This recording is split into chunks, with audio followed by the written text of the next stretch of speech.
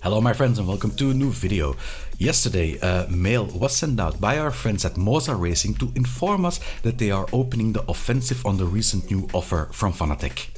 If you look at the mail, you will see a lot of similarities with the one that Fanatec sent out. Like Fanatec, MOZA is very eager to offer their product so everyone can enjoy a direct drive system. And like Fanatec, MOZA also claims that their offer is unbeatable when it comes to value. So let's do a quick side-by-side. Both provide a pack with base, pedals and steering wheel. The quality of the pack by itself, well, I have to be honest and say I have not reviewed the MOZA R5 before, but going on the information I have from it, I believe both are very much equal when it comes to the quality. Fanatec has of course been in the playing field a bit longer than MOZA, but there are no real red flags to indicate that that is a disadvantage for MOZA. Apart from the usual software issues at the start, users seems very satisfied with the hardware they offer. Now, I'm not saying that they are exactly the same. After all, the MOZA is slightly more powerful and some minor details can be found that differentiate both packages, but in all, I believe if you would offer the packages to new drivers, there would be a nice balance between the Pro Fanatec and the Pro MOZA users. Personally, I find the bundle too light, but for most users 5 or 5.5 Nm max torque is already a good start. Here, I do want to add that Fanatec does seem to have a small advantage. Since the hardware of a 5 and 8 Nm max torque base is the same, an upgrade to 8 Nm max torque doesn't require you to buy an entire new base. It simply suffices to buy a new PSU of 180 watt, whereas the MOZA R5 cannot be upgraded. It is something that you don't think about when you are starting with sim driving, but in the end I found there was a large difference between the driving experience of both 5 Nm and 8 Nm. So the price cut itself, for the US it goes from $599 to $529 with a comparable offer of $499 for Fanatec. For Europe and the rest of the world a similar cut can be seen of around 70 to 80 euro.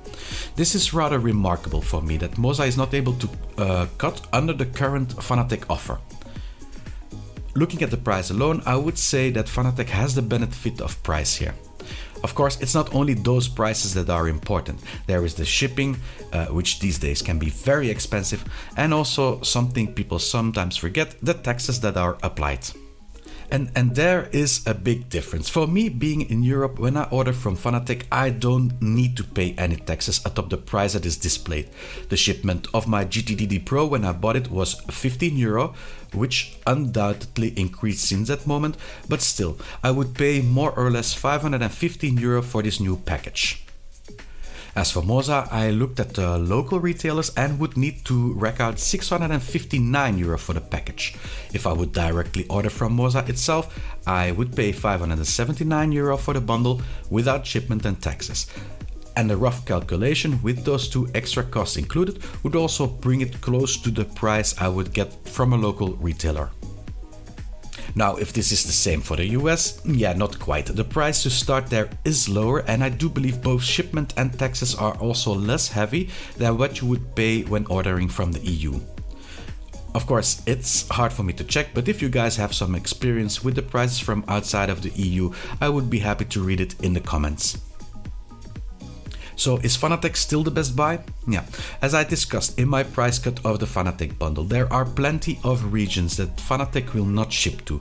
So for those regions, there is no doubt that the MOZA R5 bundle will be cheaper and really unbeatable value compared to the rest of the direct drive market. This does change for areas where Fanatec does ship to. Like I said, it is hard to make the comparison for the US or Australia, but for Europe, MOZA is still miles away from the best offer from Fanatec for direct drive. That being said, I'm still happy about this reaction from MOZA.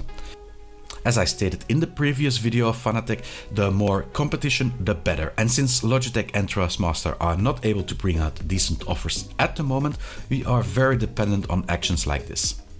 Thank you all for watching. I hope you had something from this video. If you want to see more opinions and reviews from me, please consider subscribing. And see you all next video.